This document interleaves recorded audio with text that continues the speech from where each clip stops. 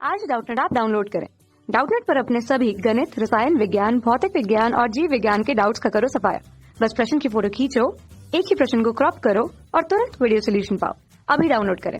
प्रश्न है कि भंवर धाराओं के कारण विद्युत ऊर्जा का क्षय डैश के रूप में होता है। तो आइए हल करते हैं इस प्रश्न को। प्रश्न है कि सबसे पहले हम ये देखते हैं कि भंवर धाराएं कैसे उत्पन्न होती है। कि मान लेते हैं इस प्रकार से एक चुंबकीय क्षेत्र है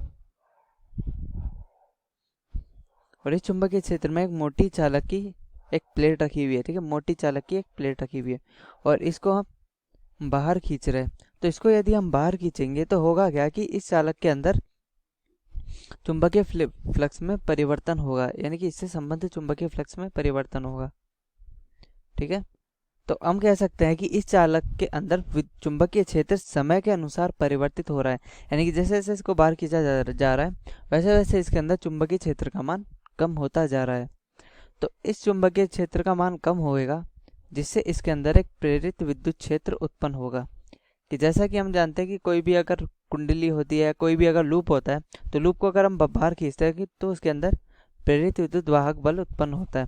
तो इसी प्रकार इसके अंदर एक प्रेरित विद्युत क्षेत्र उत्पन्न होगा क्योंकि एक मोटी चालक की प्लेट है और उस प्रेरित विद्युत क्षेत्र के कारण क्या होगा, भंवर धाराएं उत्पन्न होंगी। और वो भंवर धाराएं कैसी होंगी, इस प्रकार से बंद लूप बनाती हुई भंवर धाराएं उत्पन्न होंगी। ठीक है, ये उस टाइप की धारा होती है जैसी धाराएं हम अगर जल में पत्थर फेंके तो उसके अंदर उत्पन्न होती है, इसलिए इनको भंवर धाराएं बोला जाता है। तो इन भंवर धाराओं की दिशा क्या होगी हम वो देख लेते हैं। तो वो दिशा इनकी लेंज नियम के अनुसार निर्धारित की जाती है और लेंज नियम ये कहता है कि जो प्रेरित यानी कि जो प्रेरित भंवर धाराएं हैं इनकी वही दिशा होगी कि इनकी दिशा जो इनकी गति का विरोध करे, यानी कि इसकी गति का विरोध करेंगी। तो इसकी गति का विरोध करेंगी तो चुंबकीय क्षेत्र हमारा ऊपर की ओर प्रेरित होना चाहिए, तभी इन पे एक अवमंदन बल लगेगा। यानी कि चुंबकीय क्षेत्र ऊपर की ओर प्रेरित होगा तो भंवर धाराओं की दिशा इस प्रकार होगी।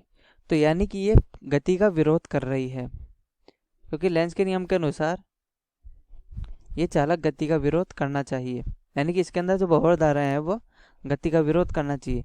तो अगर ये गति का विरोध करेगी तो हम कह सकते हैं कि यह चालक यानी कि यह भंवर धाराएं अवमंदक बल का कार्य करेंगी, अवमंदक बल का कार्य करेंगी। और ये अवमंदक बल क्या करेगा, ये अवमंदक बल इसके अंदर की जो ऊर्जा है, यानी कि इसको खींचने पर जो ऊर्जा प्राप्त हो रही है वो ऊर्जा ऊष्मा में क्षय करेगा।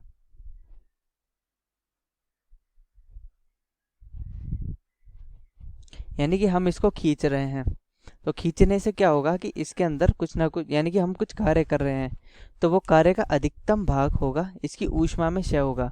ठीक है, हम यदि इसको खींच रहे हैं तो हम कुछ कार्य कर रहे हैं जिसकी वजह से इसके अंदर कुछ ना कुछ ऊर्जा उत्पन्न होगी और वो ऊर्जा बहुत अधिकतम ऊष्मा में क्षय हो जाएगी।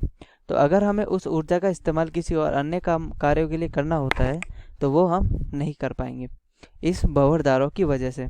इसके लिए क्या किया जाता है कि इन क्रोड को काफ़ी ज़्यादा पटलित किया जाता है, यानी कि मोटी चालक प्लेट की जगह पतली चालक प्लेटें बनाई जाती है।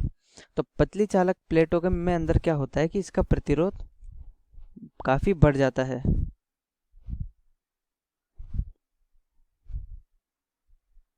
प्रतिरोध बहुत बढ़ जाता है किससे, R बराबर रो एल अपॉन ए से। चूँकि हम जानते हैं कि अगर चालक प्लेट को मोटी की बजाय काफ़ी पतली बना दे तो प्रतिरोध का मान काफ़ी बढ़ जाएगा जिससे कि धारा का मान काफ़ी कम हो जाएगा और धारा का मान काफ़ी कम हो जाएगा तो आई स्क्वायर आर से हम कह सकते हैं कि जो ऊष्मा है